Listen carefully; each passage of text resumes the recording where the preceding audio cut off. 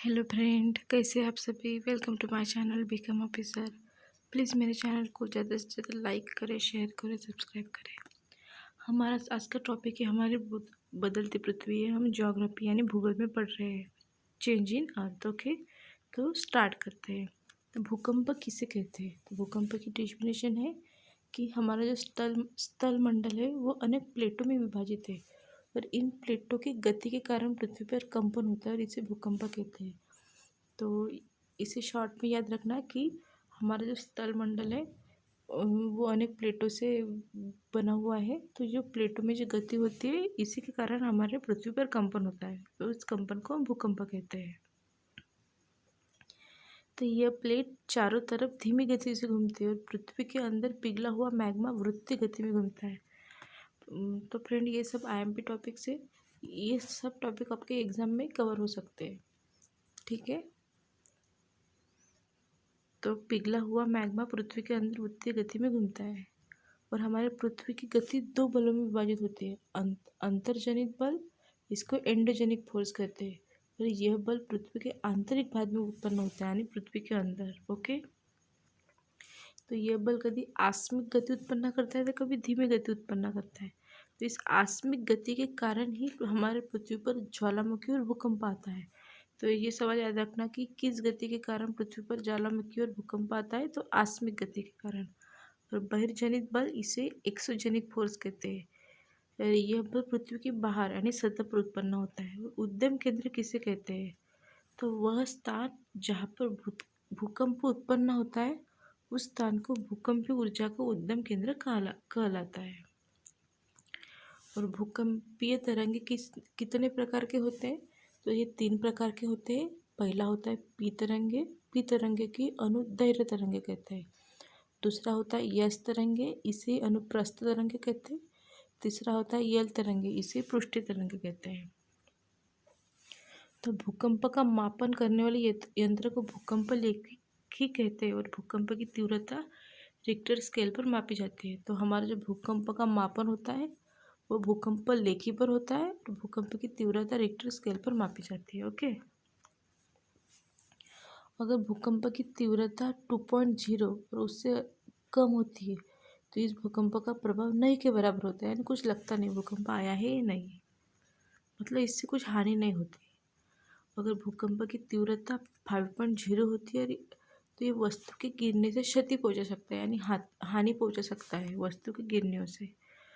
और भूकंप की तीव्रता 6.0 और उससे अधिक होती है तो ये बहुत शक्तिशाली होती है, यानी 6.0 की तीव्रता आती है और उससे अधिक तो इससे बहुत ज़्यादा हानि होती है। अगर तीव्रता 7.0 और इससे अधिक होती है तो ये बहुत शक्तिशाली होता है, इससे बहुत ज़्यादा हानि होती है 7.0 से। फिर याद रखना कि 2.0, 5.0, 6.0 और 7.0 ये 4 याद रखना और किससे क्या क्या हानि होती है ये याद रखना। ओके, तो अपक्षय की क्रिया कैसे होती है? तो पृथ्वी की सतह पर शैलों के टूटने के कारण अपक्षय की क्रिया होती है। और अपरदन की क्रिया कैसे होती है? तो भूदृश्य पर जल, पवन, हिम जैसे घटकों के द्वारा होने वाले क्षय के कारण अपरदन की क्रिया होती है। यानी अपक्षय की क्रिया सतह पर शैलों के टूटने के कारण, अपरदन की क्रिया जल, पवन, हिम जैसे घटकों के होने वाले क्षय के कारण, यानी नष्ट होने के कारण उनके क्षय यानी खत्म होना। विसर्प किसे कहते हैं, यानी विसर्प की डेफिनेशन क्या है? तो नदी जब मैदानी भाग में प्रवेश करती है तब वह मोड़दार मार्ग पर बहने लगती है। तो नदी के इन बड़े मोड़ों को विसर्प कहते हैं। तो विसर्प की डेफिनेशन एमसीक्यू टाइप में हर एग्जाम में आती है, यानी हर पेपर में। तो विसर्प यानी हमारी जो नदी है वो नदी से रिलेटेड है। तो हमारी जो नदी मैदानी भाग में प्रवेश करती है तो मोड़दार यानी आड़ी टेढ़ी बहने लगती है।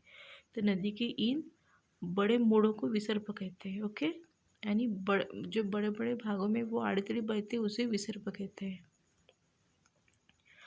बालू टिक्का किसे कहते हैं? तो मरुस्थलीय भागों में यानी रेगिस्तान में रेत हवा के द्वारा एक स्थान से दूसरे स्थान पर बहकर जाती है और जब हवा रुक जाती है तो रेत गिरकर छोटी पहाड़ी बनती है, उसे बालू टिक्का कहते हैं। तो इसको शॉर्ट में याद रखना कि बालू टिक्का यानी क्या होता है। तो बालू की छोटी छोटी पहाड़ियाँ, बालू यानी रेत की। तो जो मरुस्थल वाले भाग यानी जो रेगिस्तान होते हैं, जहाँ पे सिर्फ बालू यानी रेत होती है, तो वहाँ की रेत हवा के द्वारा एक स्थान से दूसरे स्थान पर बह कर जाती है। तो जब वो हवा रुक जाती है तो वो बालू गिर कर छोटी छोटी पहाड़ी बनती है, इसे हम बालू टिक्का कहते हैं। तो समुद्री पुलिंग किसे कहते हैं? जब समुद्री किनारों पर समुद्री अवसाद जमा हो जाते हैं और समुद्र का कुछ भाग समुद्र से कटकर एक जमीन का रूप ले लेता है, तो उसे समुद्र पुलिंग कहते हैं। समुद्र पुलिंग को याद रखना कि समुद्र का कुछ भाग समुद्र से कटकर एक जमीन जीन का रूप ले लेता है, जीन का रूप, तो उसे समुद्र पुलिंग कहते हैं। तो हमारा नेक्स्ट पॉइंट है कि छत्रक शैली कहाँ पाई जाती है? तो छत्रक शैली रेगिस्तान में पाई जाती है। ओके, तो याद रखिए फ्रेंड कि छत्रक शैली रेगिस्तान में पाई जाती है। तो चाप झील कहाँ पाई जाती है? तो इस झील को गोकुर झील कहते हैं।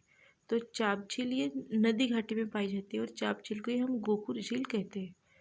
तो फ्रेंड, आपको ये मेरा कंटेंट कैसे लगा प्लीज़ मुझे कमेंट करके बताइए। मेरे चैनल को ज़्यादा से ज़्यादा लाइक करें, शेयर करें, सब्सक्राइब करें। मेरे चैनल का नाम बीकॉम ऑफिसर है और ऐसा ही आपका प्यार मेरे साथ बनाए रखे।